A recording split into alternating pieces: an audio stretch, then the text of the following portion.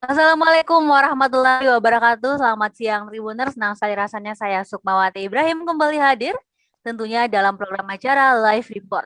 Dan seperti biasa kita selalu hadir setiap pukul 2 siang dan akan terhubung langsung dengan reporter Tribun Timur yang bertugas di berbagai daerah. Dan saat ini kita juga sudah terhubung dengan reporter Tribun Timur yang bertugas di Kabupaten Bantaeng. Ada Ahmad Nasution di sana, di mana Ahmad akan melaporkan terkait kondisi terkini pasca banjir yang menimpa kota Kabupaten Bantaeng. Dan Tribuners kita tahu bersama bahwasanya hujan deras terus mengguyur Bantaeng sejak pukul 3 sore dan akhirnya pada jam 8 malam banjir kemudian terjadi dan kita akan melihat seperti apa situasi terkini yang akan dilaporkan langsung oleh Ahmad Nasution. Silakan. Baik, Sukma. Kali ini saya akan melaporkan terkait kondisi pasca banjir di Kabupaten Bantaeng. Jadi sebelumnya saya menjelaskan banjir terjadi pada saat malam sekitar pukul 8 malam, tepatnya tanggal tanggal 7 bulan Juni 2021. Eh, Akibat dari banjir tersebut karena Kabupaten Bantaeng sejak pukul 15.00 itu terus diguyur hujan deras sehingga mengakibatkan sejumlah wilayah di Kabupaten Bantaeng itu eh, terendam banjir. Nah, pada saat hujan hujan yang terjadi sejak sore itu mengguyur Kabupaten Bantaeng hingga sekitar eh, jam 7 pagi dan pada saat dan banjir paling parah terjadi itu sekitar eh, pukul 9 hingga dini hari. Nah, sejumlah wilayah yang sempat terendam banjir itu ada di Kampung Sasaya yang mengakibatkan Jalan Poros Bantaeng Bulukumba yang berada tepat di Kelurahan Bonto Sunggu, Kecamatan Bisapu, itu mengakibatkan sejumlah kendaraan uh, tidak bisa melewati jalan tersebut karena air sudah menutupi seluruh ruas jalan. Dan dilaporkan pada hingga hari ini seluruh rumah yang terendam banjir di Kabupaten Bantaeng yang tersebar di 4 kecamatan, yaitu Kecamatan Bisapu, Kecamatan Bantaeng, Kecamatan Air Merasa, dan Kecamatan Pajukukang, itu dilaporkan oleh Kepala BPBD Kabupaten Bantaeng ada sekitar 800 rumah di Kabupaten Bantaeng yang terendam banjir. Sementara itu, Sukma. Baik, Ahmad, apakah ada informasi bahwa dalam banjir bandang yang menimpa Kabupaten Bandang ini menimbulkan adanya korban atau ada yang belum ditemukan atau seperti apa? Dan 800 rumah yang terendam tadi itu kondisi terkininya seperti apa, Ahmad? Apakah yang mengalami kerusakan yang parah atau seperti apa? Ya, untuk dampak atau kerusakan yang diakibatkan oleh banjir tersebut, itu dilaporkan ada sekitar 10 rumah yang rusak. Namun hanya beberapa rumah yang mengalami kerusakan parah, seperti yang terjadi di rumah milik warga yang ada di Kampung Lorosunyi, itu mengalami kerusakan parah karena rumah tersebut berada di pinggir sungai dan berada di wilayah yang rendah.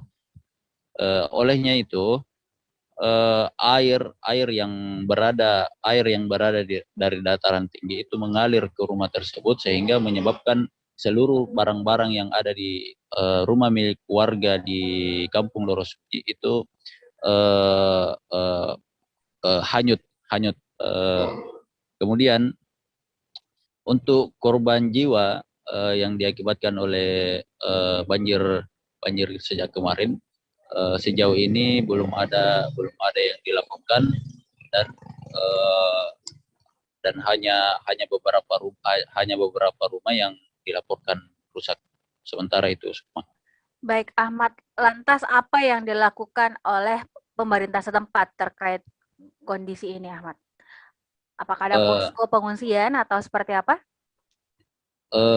dari laporan Dinas Kesehatan Kabupaten Bantaeng, saat ini disediakan sejumlah titik untuk pos kesehatan agar memudahkan para korban banjir yang kemungkinan mengalami penyakit akibat terjadinya banjir.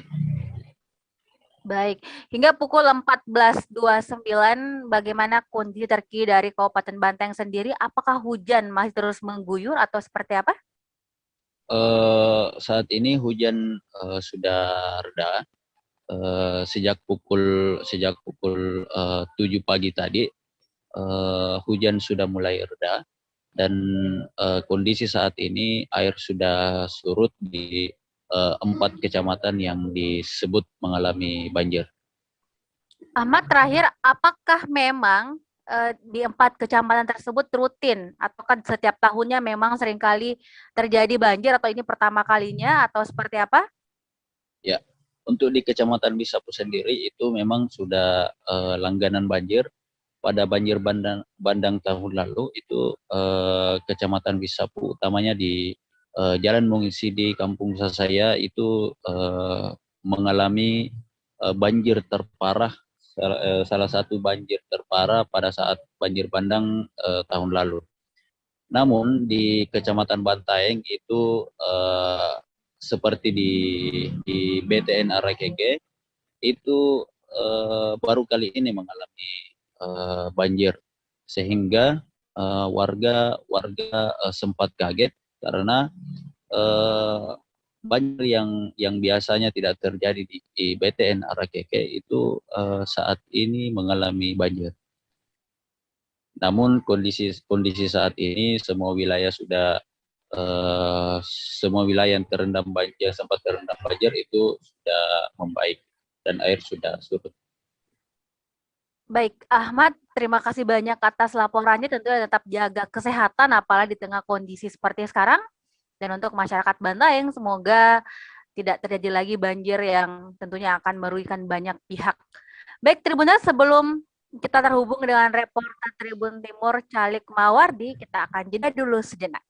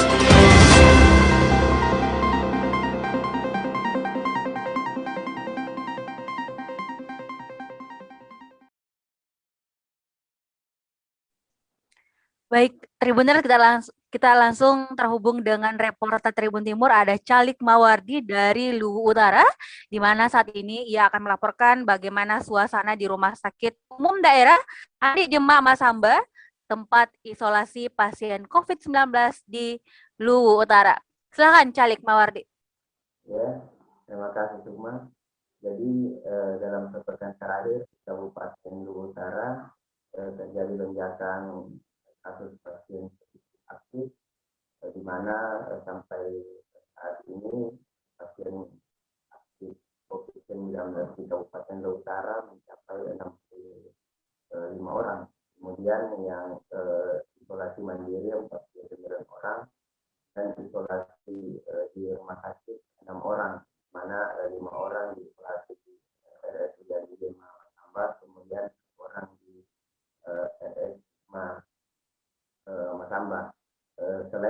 terjadi lonjakan kasus dalam pekan terakhir. Juga ada 2 orang yang meninggal COVID di Kabupaten Luwu Utara, tepatnya dari Kecamatan Malang Barat dan Kecamatan Sukamaju. Itu sementara. Baik, Calik, lantas apa langkah yang dilakukan oleh pemerintah terkait lonjakan COVID-19 yang terjadi di Luwu Utara? Langkah yang dilakukan pemerintah adalah menekankan pengaktifan PPKM Mikro, kemudian menggencarkan vaksinasi, di mana vaksinasi banyak ada dilakukan secara massal hingga ke desa-desa, bahkan kegiatan pembagian bantuan langsung tunai di setiap desa itu dirangkaikan dengan vaksinasi. Itu Mas. Baik, Calik, melihat beberapa kabupaten kota, mungkin termasuk Kota Makassar saat ini tengah menerapkan PPKM darurat, apakah melihat lonjakan yang terjadi di Kabupaten Luwu Utara khususnya, pemerintah juga akan melakukan hal yang sama di mana aktivitas seperti mall, kemudian rumah makan, kafe dan segala macam harus tutup pukul 5 sore. Bagaimana dengan Luwu Utara, Calik? Sampai saat ini penerapan itu belum dilakukan atau belum diterapkan di Kabupaten Luwu Utara. Pemerintah masih mempertimbangkan untuk menerapkan PPKM darurat atau memperketat PPKM. Pemerintah sampai hari ini masih meminta aparat desa atau kepala desa untuk mengaktifkan PPKM mikro di setiap desa, sembari melakukan vaksinasi massal. Baik, tadi disinggung terkait vaksinasi massal. Sejauh ini, kira-kira sudah berapa persen masyarakat di Kabupaten Luwu Utara yang sudah mendapatkan vaksinasi? Sampai hari ini vaksinasi terus berjalan. Saya belum mendapat data pasti berapa persen, yang pasti bahwa vaksinasi masih dilakukan setiap harinya. Itu Mas. Baik, Calik, terima kasih banyak atas laporan Anda tentunya, dan tentunya ingin selalu untuk menjaga kesehatan, mengingat sekarang COVID terus meningkat dan masyarakat juga harus lebih patuh lagi. Ingat untuk selalu menggunakan masker, mencuci tangan, dan menghindari kerumunan. Dan jangan takut untuk divaksin, karena ini adalah salah satu langkah untuk melawan virus COVID-19. Baik, Calik, terima kasih banyak atas laporan Anda. Dan silahkan melanjutkan aktivitasnya. Dan bagi Tribuners, terima kasih banyak juga sudah menyaksikan live report yang tentunya kita hadirkan setiap harinya pukul 2 siang. Saya Sukmawati Ibrahim pamit. Wassalamualaikum warahmatullahi wabarakatuh.